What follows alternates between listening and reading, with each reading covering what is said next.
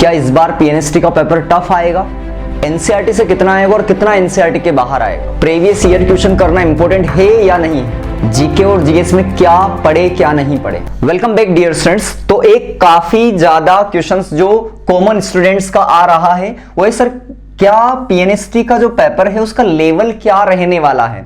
क्योंकि syllabus change हुआ है और पेपर का पैटर्न भी चेंज हुआ है, इस वजह से स्टूडेंट के दिमाग में क्वेश्चन उठ रहा है और लगातार कई सारे स्टूडेंट्स जो है ये कंफ्यूजन बना हुआ है कि एक्चुअल में सर पेपर किस लेवल का रहने वाला, क्या पेपर की डिफिकल्टी लेवल इंक्रीज हो जाएगी या फिर डिफिकल्टी लेवल वो ही रहने वाला है। तो देखिए हम परफेक्ट एनालिसिस इसकी करने वाले हैं। जो स्टूडेंट के दिमाग में क्वेश्चन जो काफी ज्यादा एराइज हो रहा है वो ये कि सर एनसीईआरटी बेस्ड कितना पेपर रहने वाला है और क्या एनसीईआरटी के बाहर के क्वेश्चन भी आने के चांसेस है इस बार। तो देखिए इसके लिए मैं सबसे पहले आपको एक चीज बताता हूं कि क्योंकि इस बार अगर आप देखेंगे पिछले क्या होता था, मैं जब जैसे हम पीएनएसटी के लिए पिछले में लगभग इतने सालों से पढ़ा रहा हूं, तो हम क्या करते थे पहले पीएनएसटी के लिए कभी भी एनसीईआरटी सजेस्ट हम नहीं किया करते थे, क्योंकि आप भी अगर पीवाईक्यू देखेंगे इसके तो बहुत कम जो चीजें हैं वो एनसीईआरटी बेस्ड आती है, बाहर की काफी सारी पूछी जाती थी। और जब आप सिलेबस देखते थे पुराना वाला इसका पीएनएसटी का, तो उसमें भी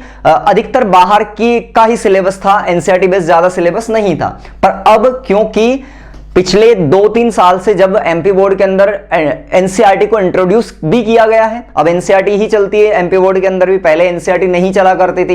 पहले जो शिवलाल वगैरह की बुक है, प्रबोध वगैरह, नवबोध, ऐसी बुक एमपी बोर्ड में मेनली सजेस्ट की जाती थी और वो बुक पढ़ते थे और जब देखते थे आप पेपर भी, तो उन बुक के बेसिस पर ही पेपर बनाया जाता था अधिकतर। चाहे वो पहले की जो एमपी के अंदर जो एग्जाम हुआ करती थी, जैसे पीएमटी हुआ करती थी, या फिर हम बात करें पीएनएसटी की बात करें, पीएटी जैसी एग्जाम की बात करें, इस टाइप की जो एग्जाम हुआ करती थी उसमें मेनली उन बुक से क्वेश्चन आया करते थे। पर अब क्योंकि एनसीईआरटी इंट्रोड्यूस हो गई है और इस वजह से आपको देखने को मिल रहा है कि इस बार क्या कर दिया गया, पूरा 12th बेस्ड ही यहां पर सिलेबस कर दिया गया है। देखो थोड़ा सा जल्दबाजी में एग्जाम करवाई जा रही है, वो दिख रहा है साफ साफ, पर क्या किया गया है, पूरा 12th बेस्ड जो है वो सिलेबस कर दिया गया है। और डेफिनेटली इसका इंडिकेशन क्या दिया गया है कि जो पेपर है वो कंप्लीटली एनसीईआरटी बेस्ड होने वाला है। तो मेरा अनुमान ये है कि कंप्लीटली पेपर जो है वो एनसीईआरटी बेस्ड इस बार होने जा रहा है, खासकर बायो वगैरह के अंदर, केमिस्ट्री वगैरह के अंदर, फिजिक्स वगैरह के अंदर। तो इनमें कंप्लीटली क्या होने जा रहा है एनसीईआरटी बेस्ड। हाँ कुछ कुछ क्वेश्चन मिल सकते हैं जो एनसीईआरटी से थोड़े बहुत रिलेटेड हो, पर मेनली जो डायरेक्ट क्वेश्चन, देखो हमेशा चाहे हम कोई सी भी एमपी की एग्जाम की बात करें, खासकर हम किसकी बात करें, जो भी पहले से एमपी के अंदर अगर हम बात करें तो जैसे व्यापम के अंदर कोई सी भी एग्जाम होती थी एमपी के अंदर, तो उनका हमेशा ट्रेंड रहा है कि वो हमेशा डायरेक्ट क्वेश्चन पर ज्यादा फोकस करती है। जब आप कितने भी पेपर देखेंगे तो उनमें हमेशा डायरेक्ट क्वेश्चन जो है उन पर ज्यादा फोकस किया जाता है। जो पॉपुलर क्वेश्चंस होते हैं, जो लगातार पूछे जाने के चांसेस होते हैं, उन पर ज्यादा फोकस किया जाता है। और बहुत ज्यादा ऐसे क्वेश्चन नहीं आते कि जैसे कोई स्टेटमेंट टाइप क्वेश्चन के दे दिए हो या फिर मैच द कॉलम क्वेश्चन दे दिए हुए था ना, तो स्टेटमेंट ज्यादा पूछे जाने के कोई चांसेस है इस एग्जाम के अंदर। हाँ स्टेटमेंट बेस्ड थोड़े बहुत क्वेश्चन आ सकते हैं, पर बहुत ज्यादा लेंथी स्टेटमेंट नहीं पूछे जाएंगे। मैच द कॉलम में बहुत ज्यादा मैच द कॉलम पूछे जाने के चांसेस नहीं है। मेरे अकॉर्डिंग डायग्राम बेस्ड तो क्वेश्चन आपको दिखेंगे ही नहीं, क्योंकि जो ट्रेंड है एमपी बोर्ड का उस बेसिस पर मैं बता रहा हूं आपको। तो स्टेटमेंट बेस्ड काफी कम क्वेश्चन मिलेंगे, मैच द कॉलम वाले भी कुछ क्वेश्चन देखने को मिलेंगे, डायग्राम बेस्ड क्वेश्चन की कोई पॉसिबिलिटी नहीं है। पर हाँ डायरेक्ट क्वेश्चन जो पूछे जाते हैं जो अच्छे लेवल के आपको मिल सकते हैं, ठीक है। तो इस टाइप के क्वेश्चन पर हमेशा व्यापम की कोई सी भी एग्जाम जो फोकस करती है, जब आप पुराने पेपर को देखेंगे तो उनमें भी आपको देखने को मिलेगा। अब दूसरी चीज क्या दिमाग में आती है स्टूडेंट के, स्टूडेंट लगातार ये पूछना चाह रहे कि सर जीके और जीएस के अंदर क्या पढ़े। देखो जीके के अंदर स्टूडेंट के दिमाग में कंफ्यूजन है, क्या एमपी का जीके पूछा जाएगा या फिर ओवरऑल इंडिया का जीके पूछा जाएगा। तो देखिए मेरा मानना है इसमें कि ज्यादा फोकस डेफिनेटली एमपी वाले जीके पर किया जाएगा, ठीक है। पर क्वेश्चंस जो है वो ऑल इंडिया लेवल के भी आपको देखने को मिलेंगे, तो दोनों जगह के देखने को मिलेंगे, एमपी वाले भी और इंडिया लेवल के भी। पर एक चीज दिमाग में रखेंगे, इस वाले पार्ट में खासकर जो जीके वाला पार्ट है वो भी जो आपके साइंस से रिलेटेड है उस वाले पार्ट में ज्यादा फोकस किया जाएगा। तो साइंस से रिलेटेड वाला पार्ट जो है उस पर यहां पर ज्यादा फोकस किया जाएगा, ये डेफिनेटली बिल्कुल दिमाग में रखें। जैसे एमपी के अंदर जैसे सिंपल सी चीज बताते हैं, बताइए एमपी का जो नेशनल या फिर हम कह दें स्टेट बर्ड कौन सा है, स्टेट एनिमल कौन सा है, स्टेट फ्लावर कौन सा है, स्टेट प्लांट कौन सा है, इस तरीके के जो नॉर्मल हम एक एग्जांपल के तौर पर मैं बता रहा हूं आपको, इस टाइप के क्वेश्चंस को पूछे जाने की काफी ज्यादा पॉसिबिलिटीज आपको है इसके अंदर।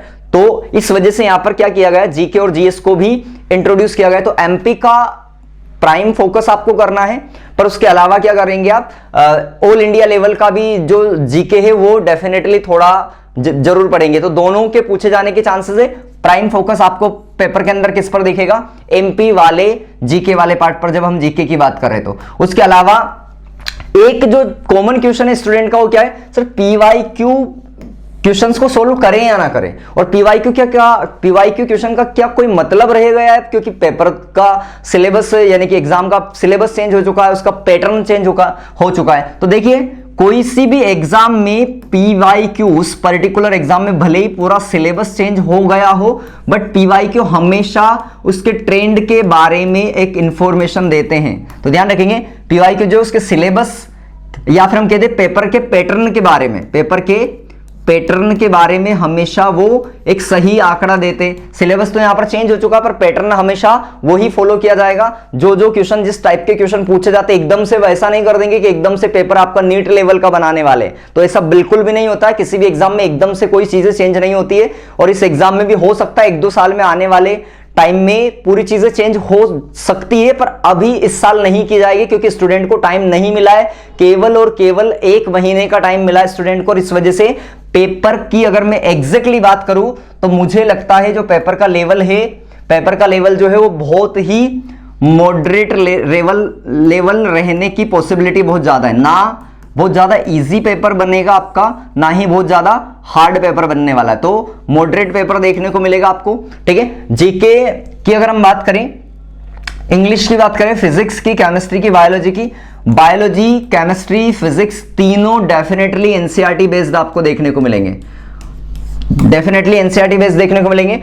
इन तीनों के पीवाईक्यू को केवल आप एक नजर में देखेंगे, इनके पीवाईक्यू बहुत ज्यादा लगाने की जरूरत नहीं है, केवल उन पीवाईक्यू को लगाओगे जो आपके सिलेबस के अंदर जो चैप्टर दे रखे हैं, केवल उनके पीवाईक्यू लगाओगे, वरना आप 11th वाले सिलेबस के लगाने बैठ रहे हैं, तो वो गलती नहीं करना है। फिजिक्स, केमिस्ट्री और बायोलॉजी के अंदर, इंग्लिश के अंदर आप पीवाईक्यू को बिल्कुल लगा सकते हैं। यहां पर सारे पीवाईक्यू वाले पार्ट को इंग्लिश में लगा सकते हैं। अगर आप देखेंगे एक बार सिलेबस को चेक कर लेंगे, अगर सिलेबस के अंदर कोई ऐसा टॉपिक दे रखा है जो कि हटा दिया गया हो, तो उसके आप पीवाईक्यू को छोड़ सकते हैं। जीके के अंदर, अब ये जीके तो पूरा नया इंट्रोड्यूस किया गया है इस बार, तो जीके के अंदर क्या करेंगे, एमपी जीके पर प्राइम फोकस करेंगे। उसके अलावा आप ऑल इंडिया लेवल वाले पार्ट को भी थोड़ा जरूर देखेंगे, ठीक है। तो बहुत अच्छे तरीके से आप इन 5 सब्जेक्ट को कवर करेंगे और डेफिनेटली आप आसानी से एग्जाम के अंदर, अभी आपके पास एक टाइम काफी बचा हुआ है, अगर आप ईमानदारी से मेहनत करते हैं, प्रॉपर तरीके से टाइम का यूटिलाइजेशन करते हैं,